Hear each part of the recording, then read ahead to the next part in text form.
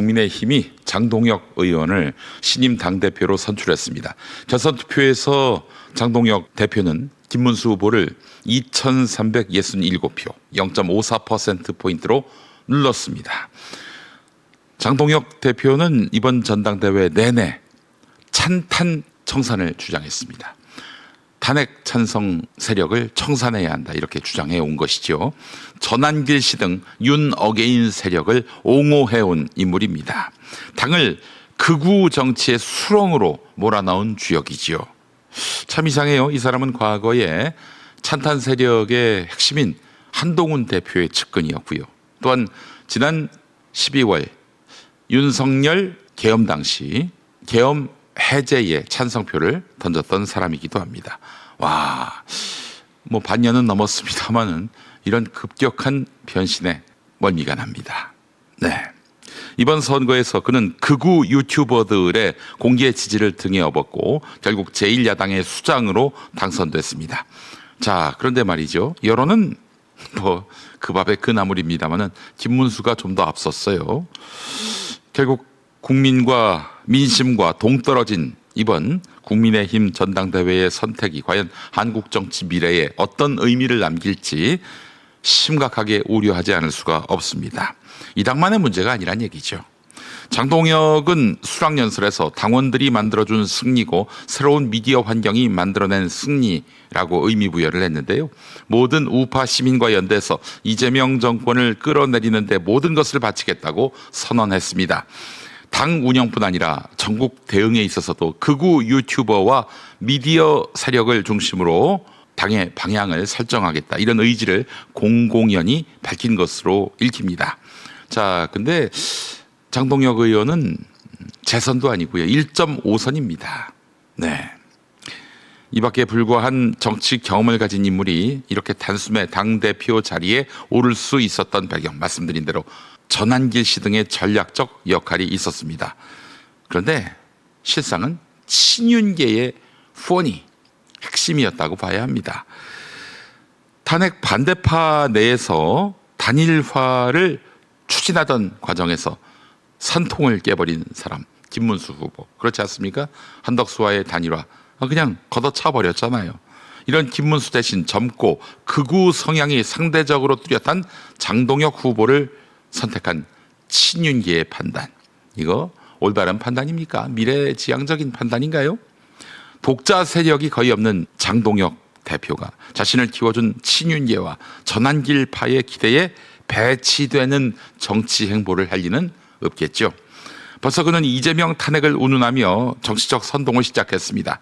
혹시나 하는 기대를 가지고 그의 변화를 지켜보겠지만 현실적으로 당이 민심으로부터 고립되고 정치적 혼란이 심화될 가능성이 매우 큽니다.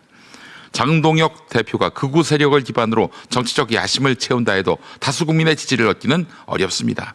대통령 끌어내리기에 나서겠다는 발언은 사실상 정치적 긴장과 사회적 분열을 심화시키겠다는 선언과 다르지 않습니다.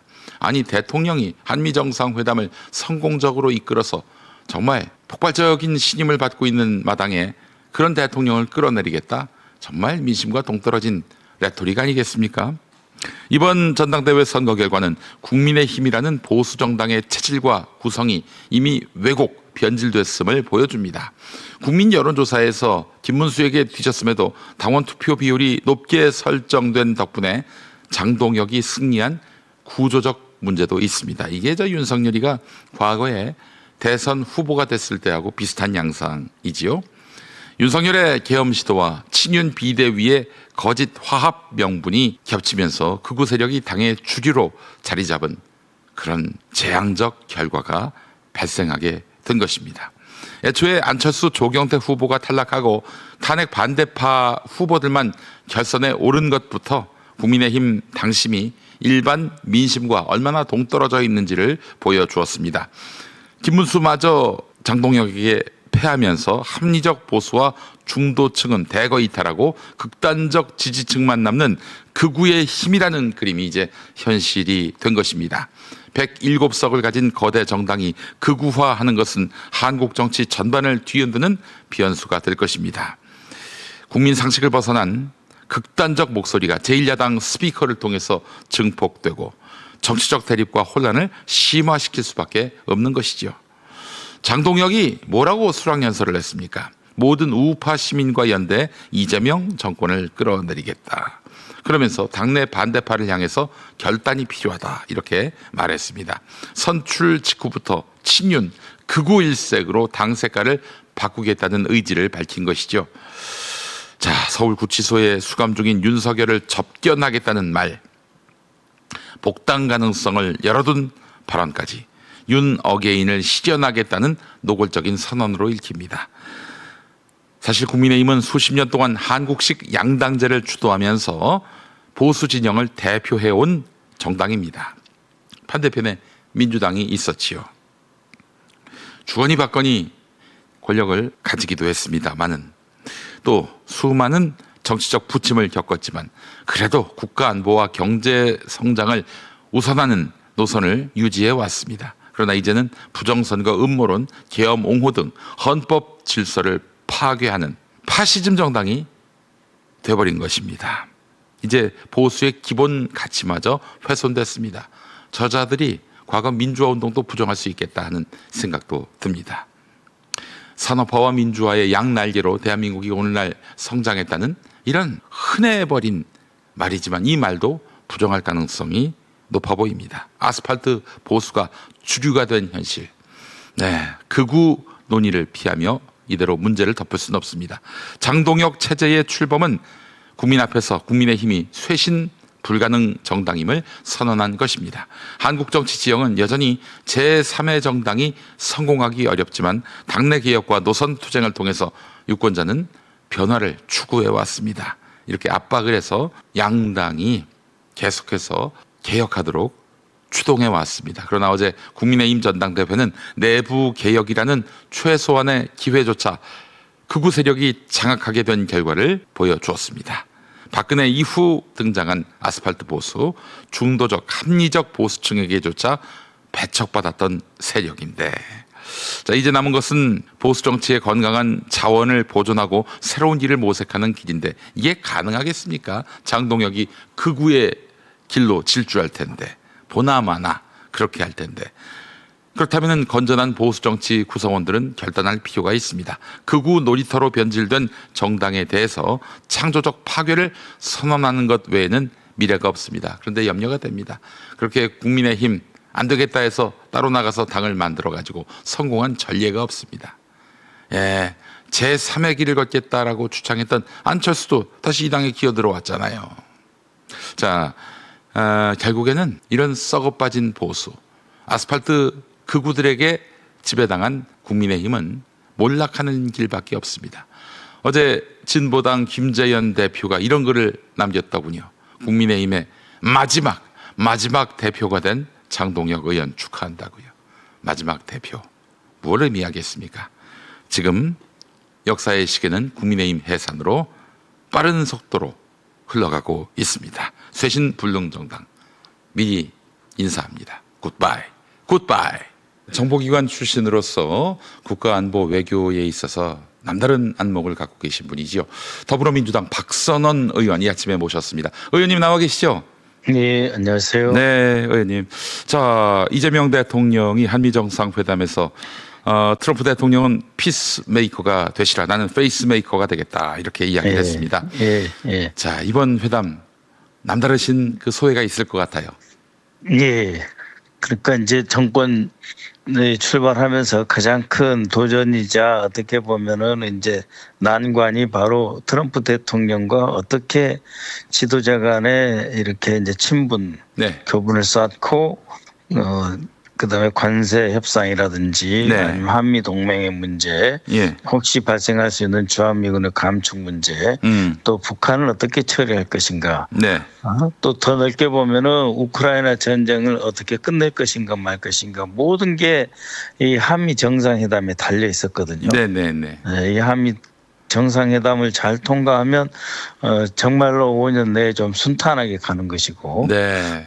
이 난관을 극복하지 못하면은 경제, 안보 또 여러 정치적 그렇죠. 관계까지 상당히 어렵고 힘들어질 거다. 그런 그 전망이 아주 많았었지 않습니까? 네, 그렇습니다. 예, 그리고 이재명 대통령도 사실상 이제 4월 4일 헌재 파면 결정 이후부터 대통령 후보 겸 네, 곧 대통령이 될 분이었기 때문에 예, 미국에서 이 대통령 선거 운동 기간 중에도 찾아와서 네, 그 앞으로 어떻게 할 거냐 한미 간에 예, 그래서 관세 협상을 7월 초까지 끝내고 그러니까 네, 대통령 선거 6월 3일이잖아요. 예, 그러니까 6월 3일 날 대통령에 끝나서 6월 4일 대통령이 당선이 되면 예, 7월 8일까지 한 달 내에 관세 협상 끝내고 7월 15일에서 20일 사이에 미국을 방문해 달라. 네, 그러니까 당신 대통령 되면 한 달 내에 숙제 다 끝내고 와. 그래서 관세 협상에서 우리한테 유리하게 해주면 미국에 올 수 있어. 이런 식의 통보 내지는 그렇죠. 그 틀이 4월 말 5월 달에 이미 짜여져 있었던 상황이었습니다. 예, 그런 그 어려운 측면. 그다음에 한미 정상회담도 7월 중순에 될 거다 했다가 날짜가 잘 안 잡혀가지고 결국 예. 8월 25일 날 된 거지 않습니까? 예, 그러니까 이 4월 하순부터 시작하면 약 넉 달 동안 네, 그리고 6월 4일부터 시작을 해도 이제 석 달 가까이 예, 이 한미 정상회담에 그 항상 그 신경이 쏠리고 있었다. 그랬죠. 예. 이재명 대통령이 거의 모든 신경이나 업무는 다른 일도 많이 하셨지만 네, 네, 한미 네. 정상회담을 어떻게 성공시킬 것인가 여기에 늘 몰두해 있었다 이렇게 보시면 될 것 같아요. 아, 행정의 달인으로 이미 우리는 이재명 대통령을 평가하지만 외교는 네. 잘할 수 있을까 그랬는데 이번에 네. 보니까 외교의 달인이기도 했습니다. 정말 이 고차 방정식 그렇습니다. 정도가 아니라 초고차 방정식인데 이거를 네. 아주 정말 스무스하게 풀어내는 걸 보면서 정말 실력자다라는 그렇습니다. 생각을 예. 지울 길이 없었습니다. 예. 영국의 이제 뭐 키어스타머 총리라든지 이런 사람은 이제 뭐 관세 협상을 잘했다 이런데 영국하고 이제 미국은 그야말로 자기들끼리 스페셜 릴레이션십 특수관계라고 하거든요. 네. 그리고 무역 흑자를 서로 내가 내고 있다고 주장을 해요. 네. 영국은 내가 무역 흑자를 내고 있다 주장하고 예. 미국은 아니야 우리가 영국한테 무역 흑자를 내고 있어 하니까 다툴 일 뭐 관리할 일이 없어요. 근데 네. 우리나라는 무역 흑자를 가장 많이 내는 7번째, 8번째 나라란 말입니다. 미국에 네. 대해서. 그래서 항상 이 그 트럼프 대통령이 들고 다니는 이 판넬에는 우리나라가 이름이 들어 있어요. 네. 관세 협상 해가지고 이번에 예. 반드시 뭔가 이 관계를 조정하고 예. 속된 말로 한국이 미국을 더 이상 뜯어먹지 못하게 하겠다 이런 식의 생각 갖고 있었거든요. 이제 그래서 이제 쭉 우리가 주장한 것은 예. 그렇게 보지 말고 예, 예, 예. 정말 이 아기 기저귀부터 예. 핸드폰, 네. 바이오, LED, 전자, 그다음에 항공기의 날개, 뭐 레이더, 네. 방위산업, 예. 그리고 전투기, 예. 이 반도체, 이 모든 것을 다 생산하는 우리나라 아니냐. 예. 그 제조업이 사라져버린 미국과 제조업의 모든 것을 다 갖고 있는 그것도 세계에서 가장 높은 수준의 제조업 갖고 있는 한국이 전략적으로 이 협력을 확대해서 양국 간에 지금 무역을 누가 더 이익을 보고 누가 더 손해보냐 차원이 아니라 훨씬 더 큰 미래를 새롭게 그려가자. 이런 식의 그 확대지향적 그 협력 관계로 가자. 이런 게 이제 한미 양국 관계의 전략적 비전이거든요. 네, 네, 네. 이런 관점에서 이제 한미가 서로 생각하고 예. 국제 분업에서 서로 돕자 이런 방향으로 가면 그러면 관세에서 협상이 중심이 아니고 네, 네. 양국이 협력을 통해서 새로운 미래를 어떻게 활짝 열 거냐 네. 하는 그런 예. 갈등적인 요소가 아니라 희망적이고 어떤 미래지향적인 쪽으로 한미 정상회담의 성격을 전환하자. 네, 네, 네. 그런 쪽으로 전략이 서여졌고 그렇게 가서 성공을 하신 거죠. 네. 지금 이번 회담 성과를 봤을 때 한반도 평화가 이제 순풍을 탈까요? 어떻습니까? 북한이 계속해서 그 이재명 대통령에 대해서 깎아내리는 예. 그런 이야기들을 하고 있는 중인데 예, 그렇죠. 예. 예, 앞으로도 뭐 바로 이렇게 돌아오는 듯한 모습은 보이지 않을 겁니다. 예, 28일까지 지금 이제 곧 끝나갑니다만 연합훈련 기간이고요. 예. 연합 연습 기간이고 예. 한미 연합 연습 기간이고 해서 쉽사리 돌아서진 않을 겁니다. 그리고 네. 자신들 또 구구절도 있고 뭐 앞으로 가야 될 자신들의 프로그램이 있어요. 글쎄 말이에요. 예, 예. 그렇지만 이 이재명 대통령이 과연 트럼프에게 먹히느냐 안 먹히느냐, 네. 트럼프와 이재명의 관계가 어떻게 설정되느냐 이걸 보는 거예요. 당신이 트럼프하고 어떻게 하는지 내가 한번 봐야 되겠어 이렇게 이야기를 했고 네. 이재명 대통령은 한미 그리고 북한에게 이렇게 손을 내밀어서 관계를 풀고 평화를 만들 사람은 유일하게 당신 한 사람뿐이요라고 이야기를 했잖아요. 네, 네, 네. 그리고 그 원산 갈마이 쪽에 트럼프 타워 평양에도 지어주고 골프장도 지어달라. 네.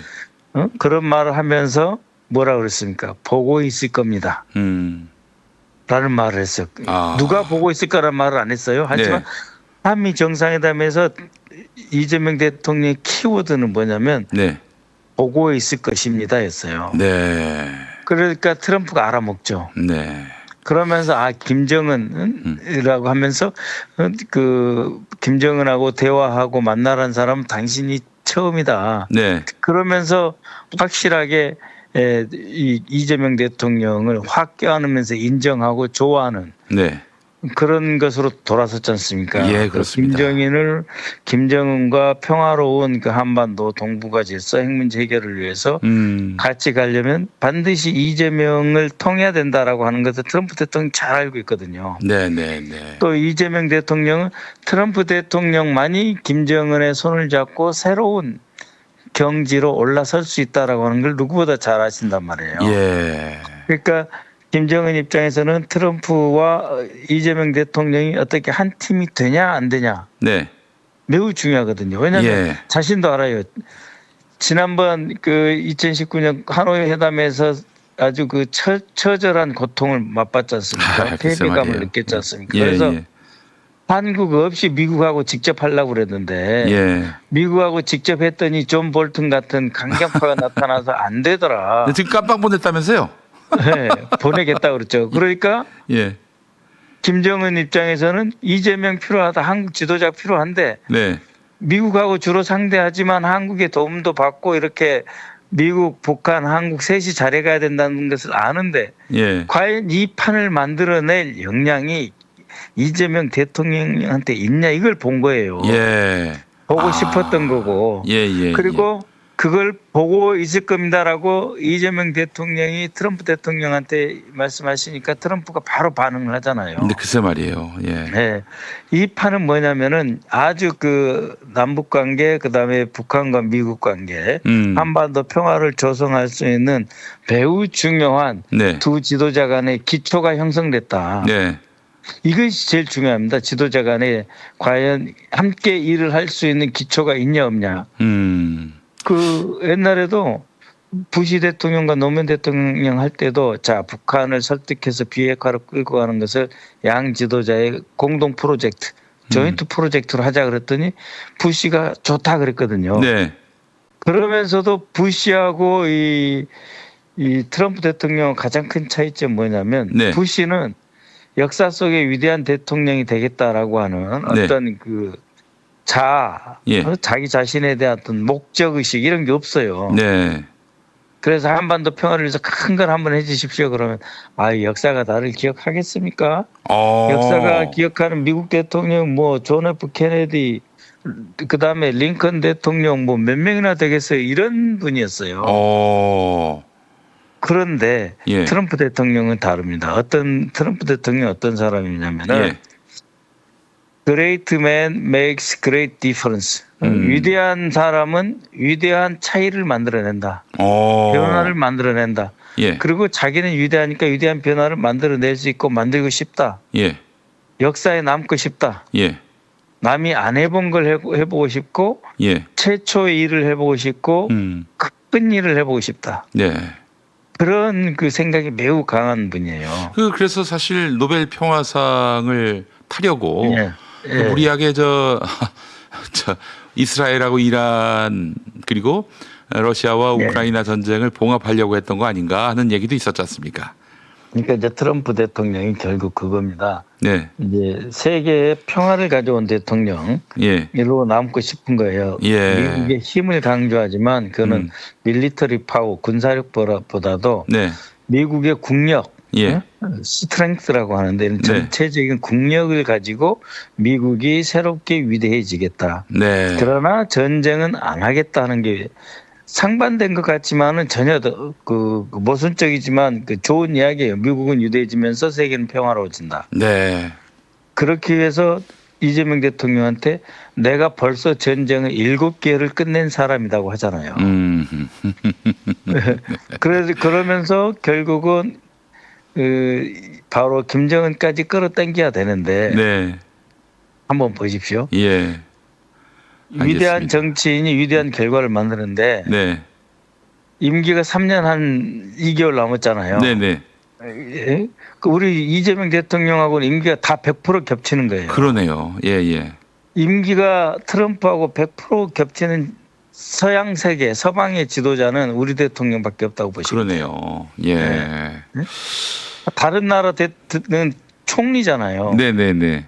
그러니까 언제 바뀔지 몰라요. 예. 3년 2개월, 3년 4개월 동안 임기를 같이 하면서 머리를 맞댈 사람은 강력한 대통령제 이재명 대통령을 빼면은 푸틴, 시진핑, 김정은밖에 없어요. 그러니까 이 사람들하고 해야 되는데 네. 그러면 푸틴, 김정은, 시진핑을 상대하려면 우리 편에 이 트럼프하고 3년 2개월, 4개월을 함께할 사람 지도자는 이재명밖에 없는 거예요. 네. 그렇기 때문에 트럼프에게는 이재명이라고 하는 존재가 매우 중요합니다. 우리도 5년 임기 동안의 핵심 미국과 협력을 트럼프 대통령하고 해야 되기 때문에 트럼프 대통령하고 관계가 중요합니다. 트럼프가 뭐 어떻다, 뭐 다 뜯어간다, 뭐 마음대로 한다, 뭐 의존도 안 지킨다 여러 가지가 있지만 어쩔 수 없이 우리가 상대해야 될 미국의 지도자는 트럼프다. 이 이재명 5년의 새로운 한미 관계로 더욱 경제적이고 안보, 문화적, 사회적 동맹까지 확장시켜 놓아야 그 이후 대한민국이 편하다, 좋다.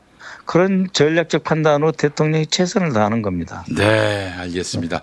야, 오늘 사실 이 주제로 말씀을 나누려고 한 건 아닌데 이렇게 네. 풀이를 해주시니까 아, 이번 그 한미 정상의 합의의 가치가 얼마나 대단한 것인지를 다시 한번 또 그렇습니다. 확인하게 됩니다. 예, 역시 외교 안보 전문가십니다, 우리 박선원 의원님.